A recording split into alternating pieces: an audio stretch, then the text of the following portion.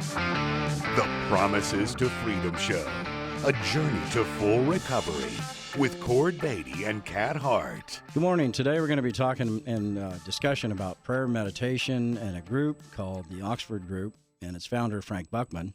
Can you tell us the history of the Oxford Group? I'm interested in knowing what that is. The Oxford Group was a Christian movement back in the early 20th century, and it was focused and founded by a man named Frank Buchman, who was an American Lutheran minister. The group's main focus was on personal enlightenment, personal change, spiritual awakening, a process that they called moral re-enlightenment. Can you tell us, I've heard that the Oxford Group specifically influenced our modern-day Alcoholics Anonymous. Can you talk about that? Well, it did. You know, the Oxford Group back then influenced the development of Alcoholics Anonymous as we know it today. Mainly, the early members of the AA group, or the Alcoholics Anonymous organization, were originally members of the Oxford Group.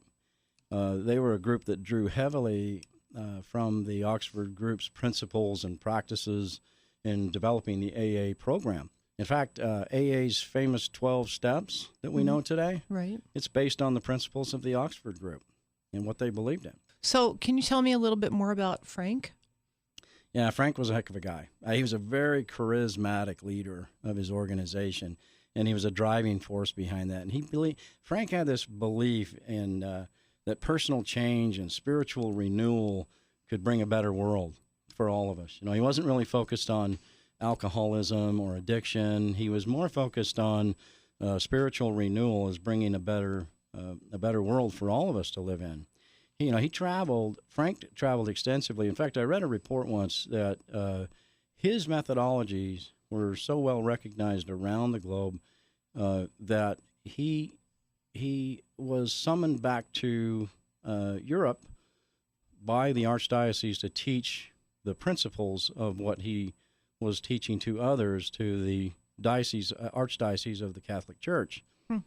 He traveled extensively, gave talks, he led groups, he had a message that just resonated with so many people. And Buchman his influence on the Oxford Group in those days was so significant that the teachings continued to be studied and debated even today, which is why we're talking about it. You can also find this in the book, in my book. Oh, Chapter 9. Chapter Actually, 9. we were talking about that earlier. So I know you go into that quite a bit in Chapter 9. Can you tell us a little bit more about the Oxford Group's practices, specifically meditation? I understand that was a big deal for the Oxford Group, right? Yeah, it was a huge deal. Buchman, he believed that the root of all problems, especially when it came to the issue of alcoholism and addiction, but the root of all problems, of our personal problems, were based on fear and selfishness within us. He believed that a solution to living without fear and without selfishness was to surrender one's life to the plan of God. He believed in that. He believed in a couple of different concepts that he taught. One of which I was really impressed with, as I wrote in the book, which was that human traits are what they called standards: selfishness, dishonesty, resentment, fear, and that absolutes were God's plan. So absolutes, or where God lives, is the exact opposite of that: unselfish. It's loving instead of resentful. It has faith instead of fear. It has honesty instead of dishonesty. So they have a belief in the four standards and the four absolutes, and then they would use prayer and meditation to decipher the two, or to distinguish the two. So I understand he also was helping a young man I read this somewhere, that the young man put God at the top of his list, and he had a problem with God, so he put another O in there for good. Right? He did. Yeah, put another O in the word God for good, and it made sense too that he would do that. Like you say, he was a very charismatic guy that taught. He taught so many different people. So it was such a great lesson in life. Let's talk and explore just a little bit about the four absolutes and the standards. If your prayer and meditation that they practiced in the Oxford Group, and they still do today. By the way, It should be mentioned that the Oxford group still practices today. In Where? the Cleveland, Ohio, Akron, Ohio area. Okay. You could go to those meetings out there. They called the four absolutes: honesty, unselfishness, love, and faith, or faith and purity. In other words, the opposite of unselfish, the opposite of selfishness, the opposite of dishonesty, and the opposite of fear.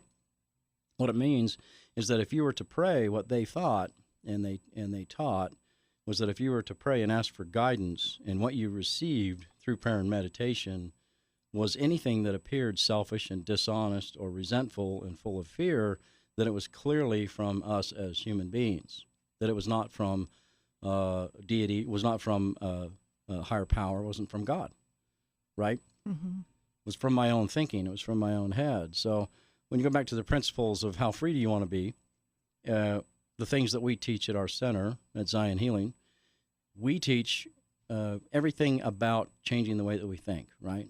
Right. Mm-hmm. Well, to change the way that I think, we've already recognized that we don't have the power to do that within.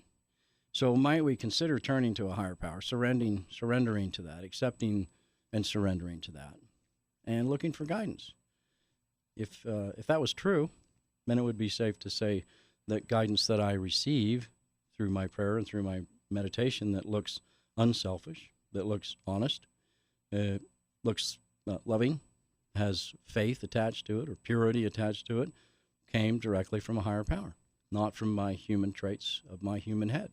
I really like that. I mean, so that's kind of the barometer, I guess, if we get confused. Is this from, higher thought, higher power, a deity, the divine, the source, God?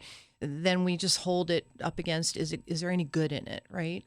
Is there any good at all? And if it's not, personally, I don't proceed if I'm not clear as to whether, it's good or not.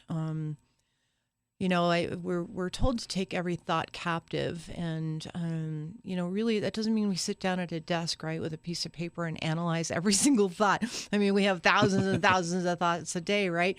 But I mean, we get an overall sense, I feel like, of what is good and what feels right. Sometimes if something feels wrong, it's like, oh, this just feels so uncomfortable. You're headed in the right direction, right? If it feels uncomfortable, and I don't mean from a place of feeling bad. I mean, if it feels uncomfortable, keep going, right? Because if it felt comfortable, we'd stay in our misery. That's what I know for myself. I know that when I'm making changes, which is constantly, I mean, I grew up in a very volatile home. Abusive. Very physically abusive, emotionally abusive, with a mother who is mentally ill, clinically a sociopath, has no feeling of what she's doing is wrong. Right. Public flogging. There was a lot of that when I was growing up. I experienced a whole lot of trauma and didn't really label it as trauma. What I know clearly now is that I always had a sense that it was wrong, that there was something wrong, and I was going to seek an answer. The only thing that has been, forward moving and freeing for me is to look at the truth within the illusion. In other words, if it feels comfortable, is it the truth? Is it where I'm supposed to be going? Or is it comfortable in my subconscious based on my history? Right. And so you and I have talked about, a lot of things. In order for me to make a change, a big change, I have to let go of my history and step out into the unknown, because balance for me was the unknown. And so it felt uncomfortable. It felt wrong. Mm-hmm. Right? It was like, wow, no, I can't do this. And fear would come over me. And I feel like to the degree that we've had trauma, whether you're a war veteran, like mm-hmm. you are, or whether you've had trauma from childhood or physical, mental abuse, whatever, I feel like there is such a ginormous sense of imbalance and really not trusting one's inner knowingness, because the subconscious from 0 to 7, that's when our life script is formed. From Right. 0 to 7 years old. And I feel like parents really should be studying this and pass a test in order to have children to understand that from 0 to 7 years old, that's the life script. We're in a very Mm-hmm. slow brainwave, a theta brainwave, which is highly suggestible. It's coincidentally and interestingly enough, the same brainwave that occurs when we're in deep meditation, which is a theta brainwave, Sure. Yeah. or hypnotherapy, or when we're listening to somebody and taking in the information without a filter. We're either in an alpha state, we're not analyzing it so much, which would be beta. We're in an alpha state, or we're in theta. We're just absorbing it like a sponge. And I love chapter 9 in this book, specifically because I do really relate to the origin of AA, which is, the Oxford group and where that came from. I love how you clearly define everything in this book. Yeah. Well, chapter 9, prayer meditation. Prayer without meditation, if you think about it, is not a very effective way to get an answer. It never was. I was raised Catholic and lots of prayers, 10 Hail Marys, 5 Our Fathers, and did nothing. Communication is a two-way street. Mm-hmm. So I can't communicate with somebody if I'm unwilling to listen. So if our listeners don't understand the concept of meditation, there's like a plethora of books out there on every shelf of every Barnes & Noble about meditation. And there's a really good hint that you can look for if you want a good book on meditation. It will have the word meditation in the title. Yeah, for sure. But I mean, to demystify that word meditation, if I could for a second, for interrupting you, to demystify that word meditation, people are like, well, what is it? Really, it's to go inside and to know yourself. That's what meditation is. Yeah. It's knowing yourself, but then connecting to something beyond yourself. Yeah. Look up the word meditation. It means in our language, in our English dictionary, it means to listen. Mm-hmm. So if I'm going to pray and I'm unwilling to listen, isn't it like asking for something that I don't really want to have happen? Right? I mean, I'm just kind of playing around with something that I don't really want. Mm-hmm. In any relationship of any kind, your relationship, our relationship, I've got to communicate with you. I have to speak to you, and I have to listen to you, or I'm not going to be able to communicate. There's no one-way communication relationship. It does not work. We're talking about listening. Listening is meditation. So if I spent 30 minutes in meditation, I should have spent a fraction of that in prayer. Vice versa. If I spend 30 seconds in prayer saying, please help me, give me some guidance, and I'm listening, and then I'm willing to spend the next 30 minutes, 1 hour, 2 hours of my life listening. The big question is, how do I know what I'm receiving? The thing I loved about the Oxford group the most in studying Frank Buckman in that group was that they had this all figured out. They could tell what was coming to them was from their own head, was from them. Mm-hmm. They could clearly see what was coming from God, a higher power. Mm-hmm. They did this through a process of written prayer, written meditation, meaning that they would write down the prayer that they're going to ask, and then they would meditate, and without editing, without influence, they would write down what they received. What they would do is they would write down the prayer they're going to ask, what they're asked. Then they would meditate as a group, unedited, unsolicited, and without cross-talking or speaking with each other, which is, by the way, still the way that they do these groups today. If you go to an Oxford group, it doesn't look like an AA meeting. This is what they're doing. So are they writing down a question, or are they writing down their intention or what they want to change in their life, or all of the above, or what? They're picking a topic. Okay. Not 20 topics. How many times have we had these rambling prayers, right? You get up, you get to your knees, you get up in the morning, you're distraught, or sometime during your day, you've got these crashing worlds around you, and you hit your knees, and then you pray, and you say, please help me, I need this. I need some help and some guidance with this. And then you just kind of ramble, and you just go, and I need this, and I need this, and I need this, and I've got to have this, and if I don't get this done, and it's not, please, please, please, please help me with all these different things. And then you say, amen. And you get up, and nothing changes, and you're back in the misery. It felt good for a minute because you knew fundamentally that this was some relief you were about to get when you hit your knees. But you got up and you went on. Still in the same anxiety, still in the same misery, still in the same depression, because you asked for 50 things. Because nothing changes until something changes. And you got this higher power that's going, here's the answer to this one, and this one, and this one, and this one, and you have no way of doing that, of listening to that and deciphering what the answers are. So what they taught is that you don't do that. You take one of those, and you write it down. And you say, I need guidance, and I'm going to pray. I need guidance, and I need to receive answers to this specific issue that's plaguing me. And then they would spend as much time needed in quiet meditation, daily reflection, morning reflection and meditation, and they would write down verbatim what comes to them all throughout that meditation. Then they would take those standards and those absolutes, selfishness, dishonesty, resentment, and fear on one side, unselfishness, honesty, love, faith on the other, and they would compare those to the answer of each line that they wrote. Write down this, right? So, to give you an example, I get up in the morning, Chris has really ticked me off. I got a problem with Chris. Poor Chris. Poor Chris. Poor Chris. Sorry, Chris. And Chris has really ticked me off, and he's really under my skin, and I go to prayer and meditation. God, I got a problem with Chris. He's a buddy of mine. He's a great friend. Don't want this between us. I'm seeking an answer. And I sit and I pray. I've done my prayer and I meditate, and I got my piece of paper and I write down, I'm going to tell Chris why I said what I said. Then I'm going to tell him why I got angry about what he said.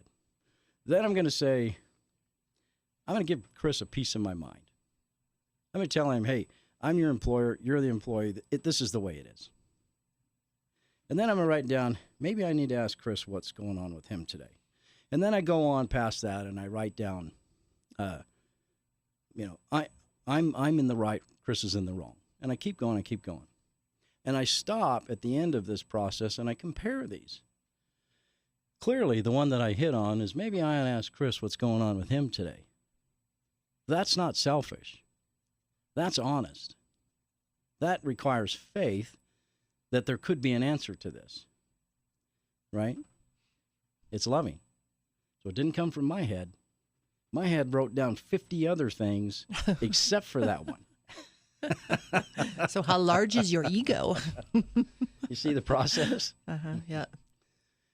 So you touched on a couple of things a minute ago, Katie, and I'd like to have you share with our listeners a deeper thought on meditation. You've learned a lot about this, over and above what we're talking about, and where it could take us in quiet meditation, daily reflection.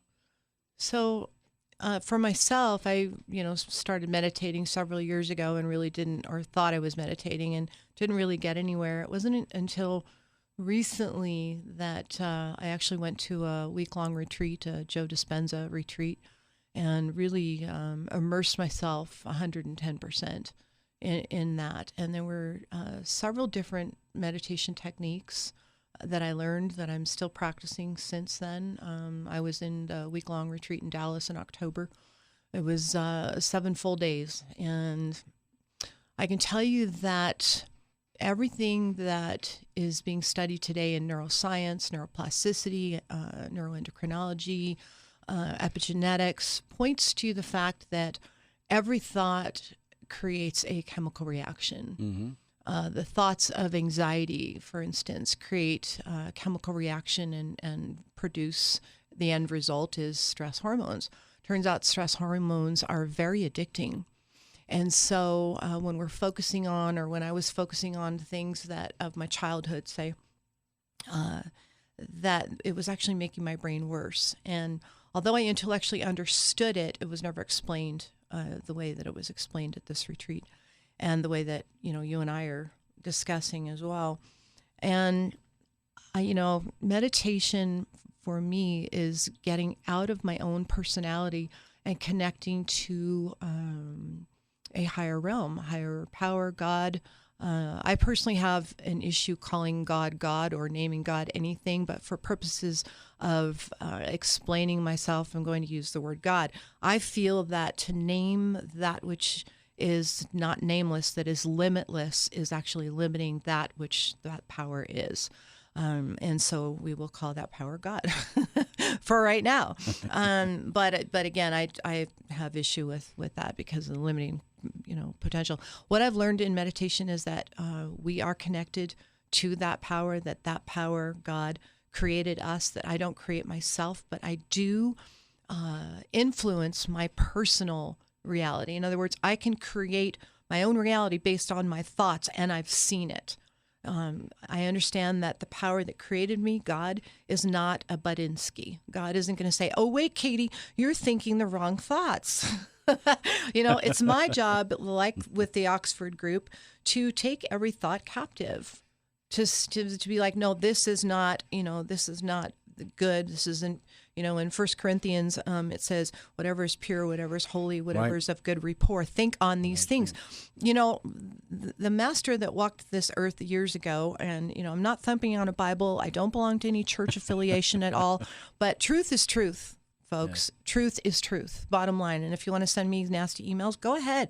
But truth is truth. And I will hold on to truth until the day that I pass and continue past then. Yeah. Well, you're right about that. I often say to my students at the center that there was only one guru. He walked this earth about 2,000 years ago. Nobody's ever trumped that. Yeah. Exactly. Yeah. But, I love that, in the end days there in the Garden of Gethsemane, he said, hey, the place I go to, you can't go with me right now. Right. And I'm going to prepare a place for you. So when you pass, it'll be all beautiful and mansions for you and everything. But I'm not going to leave you. I'm going to leave you with something, with my spirit. And so I feel like that is my connection to science calls it the quantum field. Mm-hmm. Religion calls that field God. Yeah. Buddha, Allah, whatever. It's all the same energy. And what I know is that if it is pure, holy, if it is, like you said, unselfish or honest, right, not self-serving, flowing, if there's no chaos involved, then I'm connected. And in meditation for me, I go in meditation with a clear intention of what it is that I'm either wanting to work through, process, and give over to that higher power, basically, and to God, and just sit there with Him and say, hey, I can't do this. I can't do anything apart from you. I am so limited in my own humanness, in my own ego, and I can't do this. And so for me, that's fully conceding, like we've been talking about the last couple of shows. Yep. It's fully conceding that I can't do anything apart from you. And anything that I do here in my own power, in my own ego, is limiting. Right. It's pretty simple, It just took me so many years to get to that point, and I don't know why. I really don't. And if I could do it all over again, I would have this information and integrated in my cellular structure. Well, I think ago. you hit on a great a great point, which is what we covered earlier in some of our other shows, which is that if I can concede that I have no power, and that there is, and in my step 2 work, I'm recognizing that there is somebody that does, other than me, a power greater than I, then I've got to ask myself a question, and that is, if there is really a source that has all power and knowledge, where is the best place for me to go to find that power and knowledge that I need? It's obviously to go to the source. And so how many years I've spent myself, of my life, even in the deepest, darkest places of my life, living in that deep, dark place without prayer and meditation. That's a lonely place to be. And there are so many people probably listening to this today that are living in a very deep, very dark place, and they have forgotten that there's a fundamental issue here. There's a fundamental idea that's born within them. A fundamental truth. Truth. In every truth. cell. In every cell, they know that that's out there. Mm-hmm. What they don't know is how to tap into it, how to communicate with it, how to listen to it, and how to get the answers that they need, which is what we're talking about here today. Totally. And the thing is I think it's important, and I wish somebody would have said this to me back in those dark despair days. It's not your fault. Right. Listen to these words carefully. It is not your fault if you're feeling anxiety, depression, if you have addiction, if you have issues, anger. It's not your fault. However, it is important that we take responsibility for what we think, what we say. Again, take every thought captive. What we do, and so in meditation, I'm like, guide and direct my actions. Guide and direct every word that comes out of my mouth. That doesn't mean I don't fall here and there from grace, I do. But the idea is, how long does it take me to get up once I've fallen? Do I sit and beat myself up, thereby focusing on what I just did, which keeps that energy alive? Or do I move on and create other thoughts, which produce other chemicals neurology in my neurology, changing my neurochemistry? Well, you're hitting on a subject, too, about the people that stay in that. For a number of years, Katie, I spent, as you know, for a number of years, about 7 long suffering years, I spent dedicating my life to a daily meeting of AA to stay sober. Didn't do the work, didn't do any of the work, didn't do the step work. I did none of the work, but I would go to an AA meeting every day because somebody told me that was the secret to a healthy sobriety and freedom and happiness. And it was not happiness. No. And on that thought, we were just chatting about this morning. It was somebody who was Amos. I believe his name will come to me here in just a minute. He was saying that, that Buckman was saying it's not important to go to meetings every day. It's not about the meetings. It's more important that you pray and meditate. Prayer and meditation. Prayer and meditation is the secret to a healthy life of sobriety. Prayer and meditation is the only secret to that. The meetings can help support that, but It's not about the meetings. And then you were saying, that's why AA is less effective than it was Today. years ago. When it first started years ago, it was like 85% efficacy. Like 85% of people were staying sober. That's correct. And now it's about 5%, 2%, depending on what state you live in. Come on. Really? So it's about going to the meetings. Like that works? Yeah. So why aren't we changing that? We get stuck in that. Let's talk about step 11 in chapter 9. Step 11 says, I sought through prayer and meditation to establish a better connection with God. Conscious contact. Right? Mm-hmm. But it goes on. The second part of that says, praying only for his knowledge of his will for me and the tools or the power to carry that out. Why? Why? Because I don't have the power. I've already recognized I don't have the power. So I've gone to the source that I know is all power. I fundamentally knew it. Then I went through my step 2. We've talked about that. I came to believe. I went through my step 3. I do believe. I have surrendered. I've fully conceded, surrendered. I've done all of those things. I'm prayer and meditation.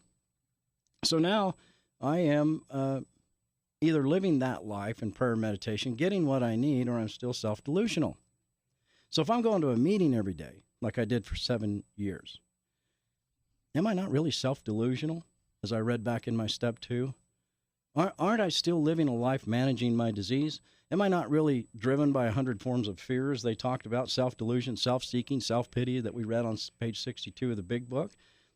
I went through all of that during that 7 years.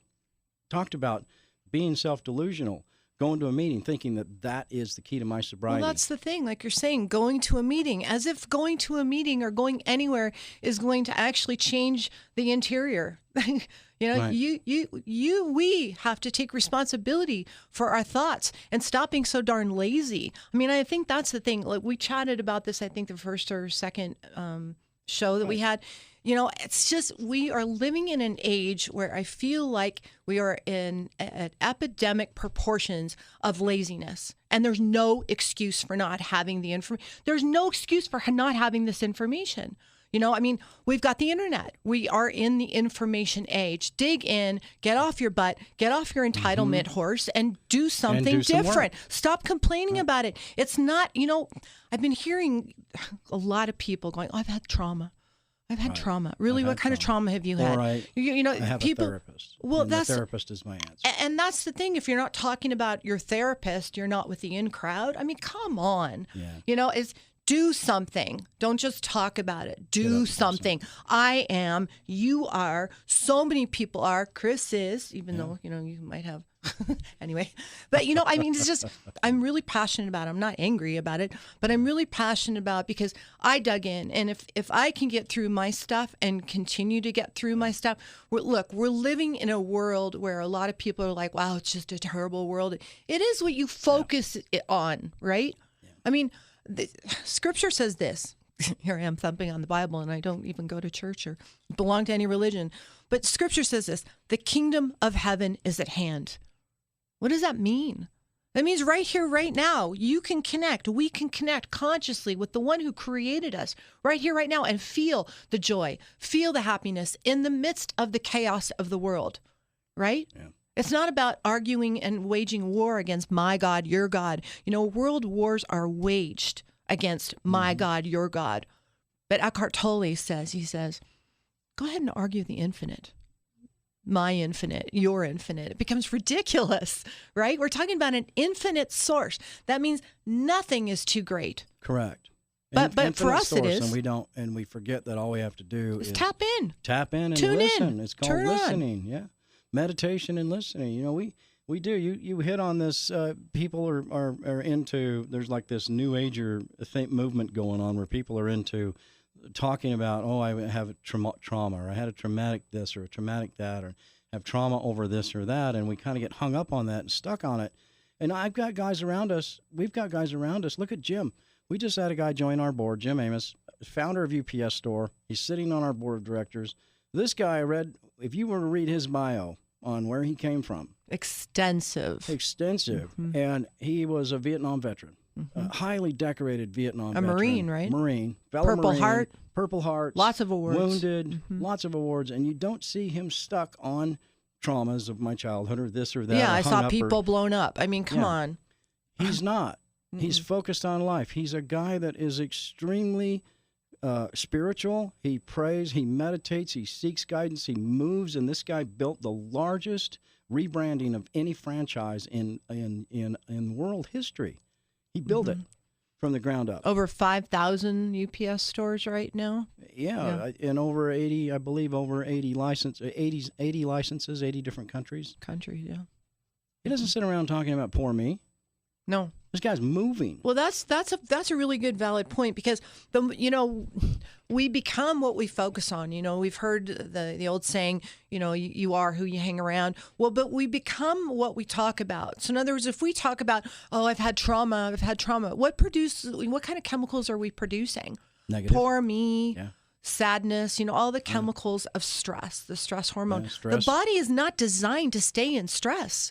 You know, animals out in the wild, when a deer gets chased by a wolf pack, you know, there's stress hormones that are released. Now, unlike a deer, we have this frontal lobe, okay?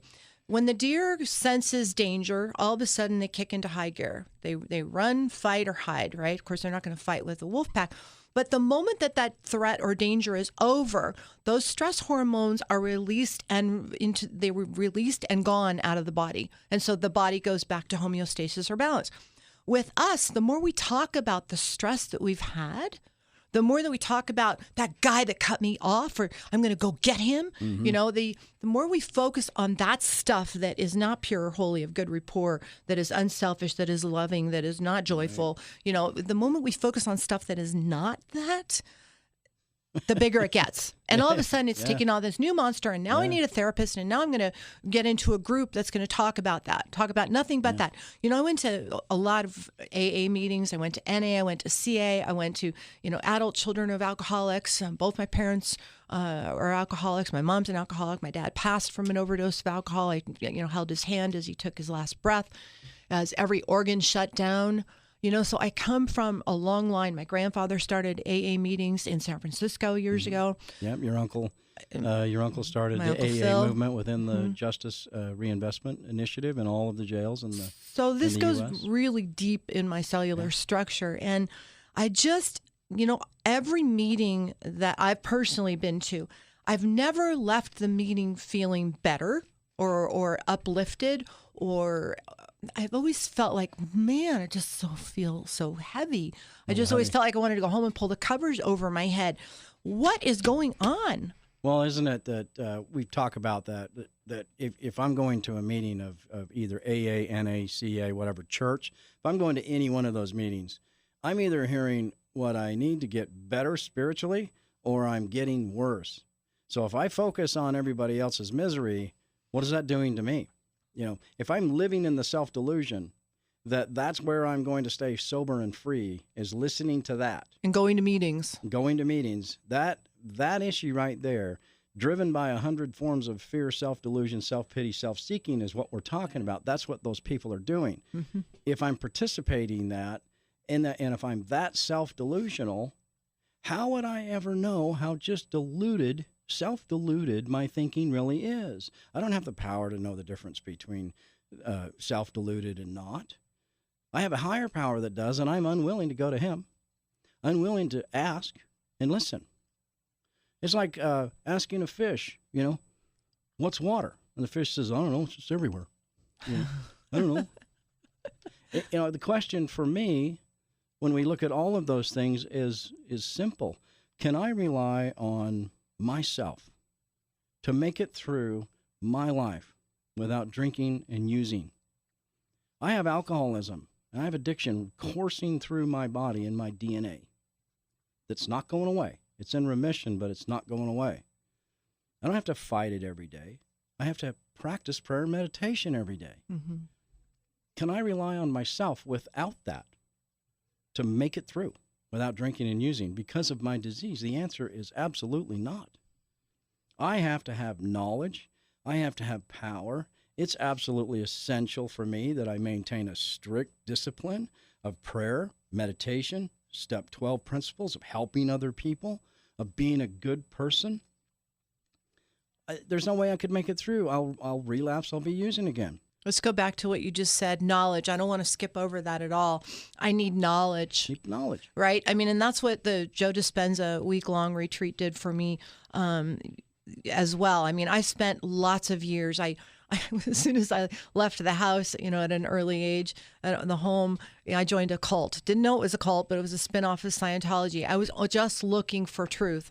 I was like the little lost bird that jumped out of the nest in the Dr. Seuss book, Are You My Mother? And all I was wanting to do was I used to draw this picture of this circle. It was like, here's me, this little dot at the top. And I just feel like all I need to do is just all I want to do is get back home.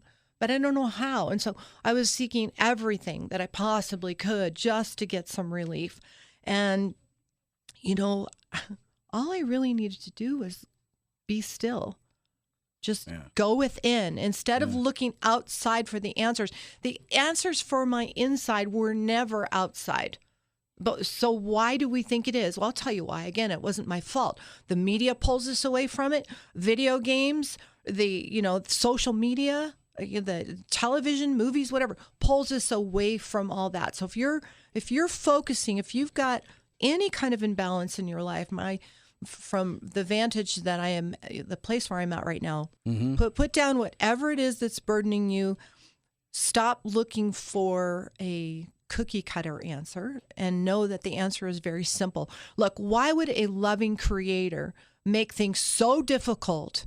I'm going to make life really difficult for you, okay? There's this loving creator.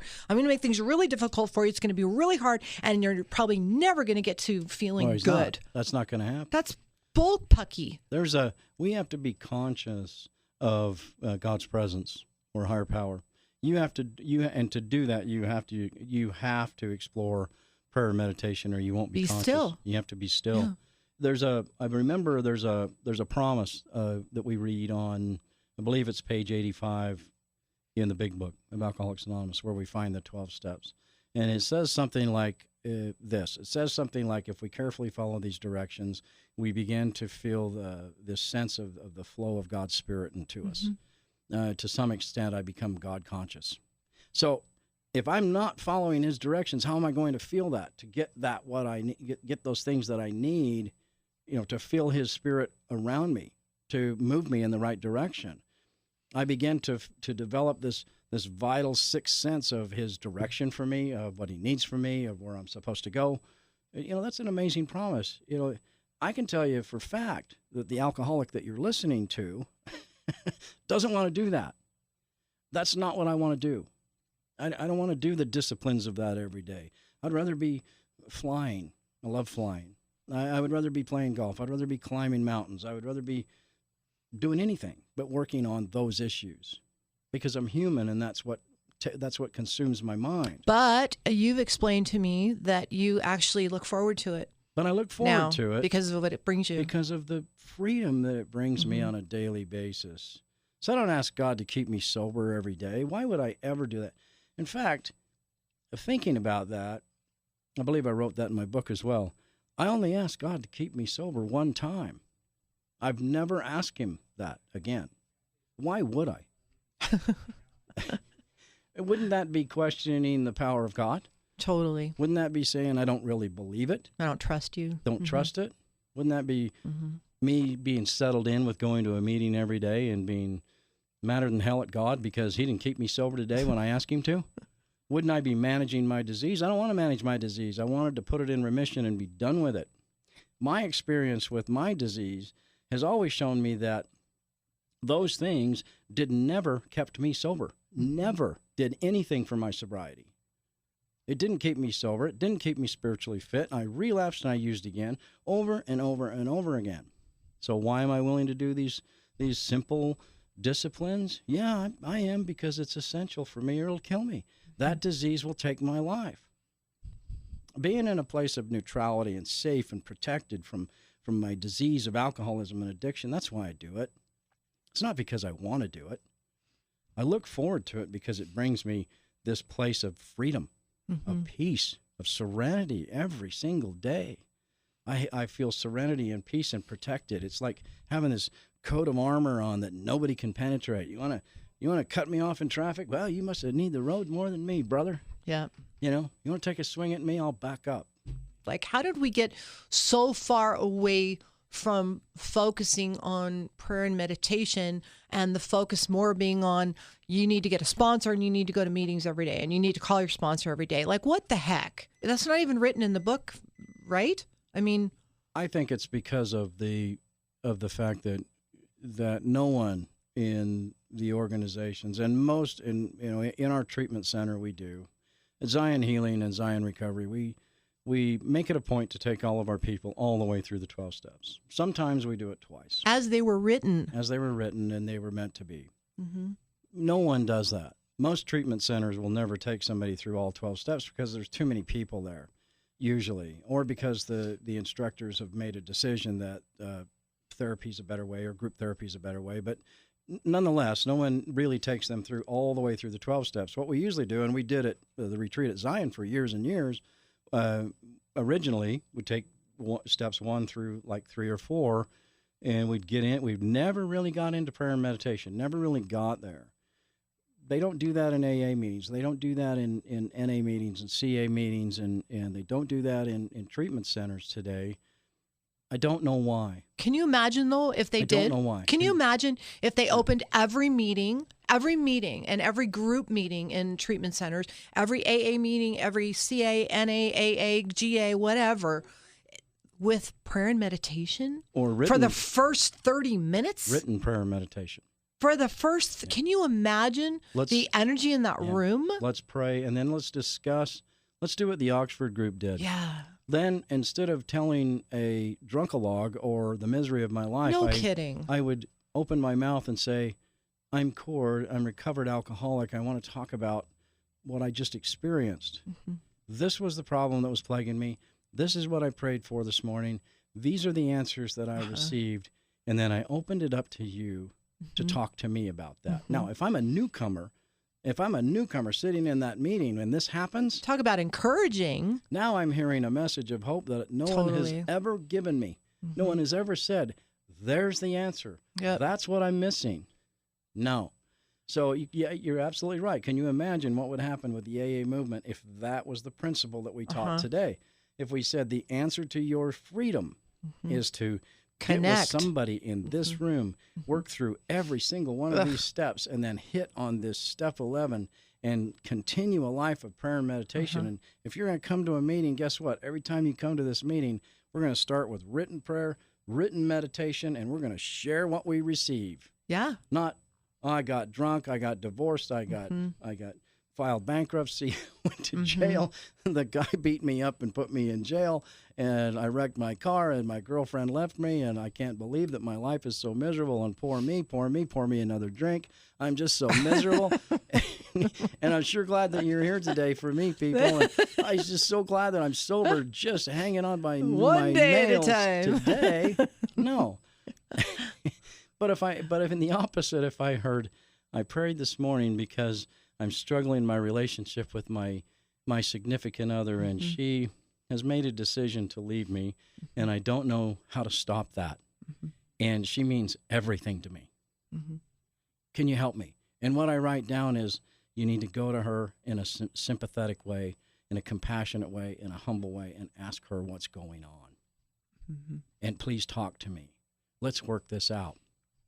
Please talk to me. Don't shut down on me. It's not your fault. My disease or these things that are happening, or my drinking, or whatever. Whatever the consequences are, I'm a participant in all of this, and I have a responsibility. So I first want to start out by making an amends to you, see, because I've learned these principles, I'm following these principles. Knowledge. I've got this knowledge. I want to make an amends to you for what I said and what I've been doing. I know it's wronged you. I know it's hurt you. My intention is to try to salvage this relationship. That is only my intention. That was my step 9 work, right? I'm using all of this. They don't teach this in treatment today. Well, we do. They don't teach this in AA meetings today. Well, I'd like to let go of that absolute. There might be a Yes. center somewhere Yeah. in the middle of nowhere that actually does teach that I would center. like to So see we them want to do applaud more. you if you do that. But I it's will- our I will- experience. We haven't Yeah. seen anybody else do that. It's why you hear people in AA meetings with 25 years of sobriety getting up and telling people in a meeting, I have 25 years of sobriety and I drank today. This is why. It's not because they stopped going to meetings. It's not because they've got a fiance that left them. It's not. It's only because they have the disease of addiction, primarily, and secondary that they stopped praying and stopped meditating. Yeah. Period. Yeah. Or maybe they never did or learned to begin with. They're just relying on meetings as a crutch to keep them sober. Correct. Is that real sobriety? Like, we've had that discussion too numerous times. No, Is that truly sobriety? it's not. Just because you're not using? If I'm asking God to keep me sober one day at a time, if this is the way I'm living, if I'm asking God to keep me sober just one day at a time, then wouldn't everybody listening here have to agree that I'm living my life with some reservation about my disease, Yeah. about what I have, and Doubt. about who God is, Yeah.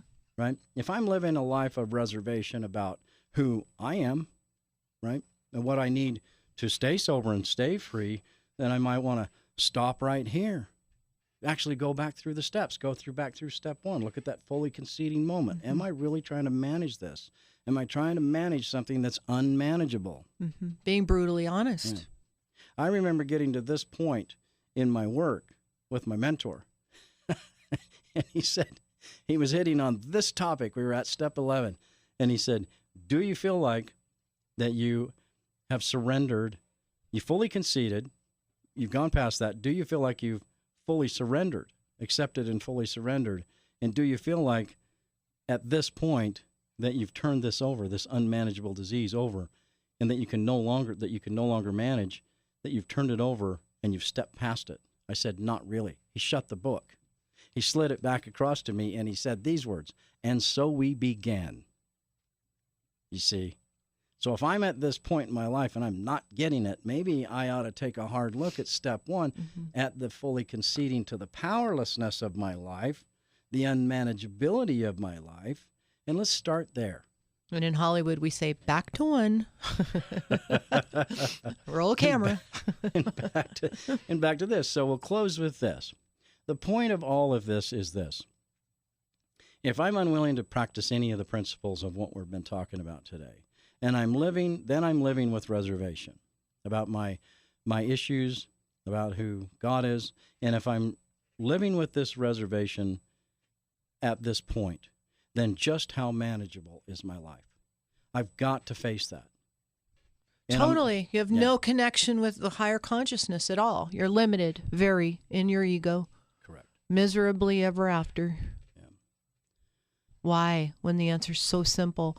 Why wouldn't you just dig in and do the work? Do the work. Why not? Stop being so lazy. Get off the sofa. No more bonbons. Get going. I'd like to send everybody listening over to ZionHealing.com. Did you mean to say ZionHealing.com? I'm sure I quite got that. And there you'll find some answers. And if you know what, folks, if you're suffering and your life is that unmanageable and you're really struggling with the issues we're talking about, there are some answers out there. Whether you come to our center or you don't, if you make a phone call to us, we're going to help you. We will help you on your way. Make the phone call. All right.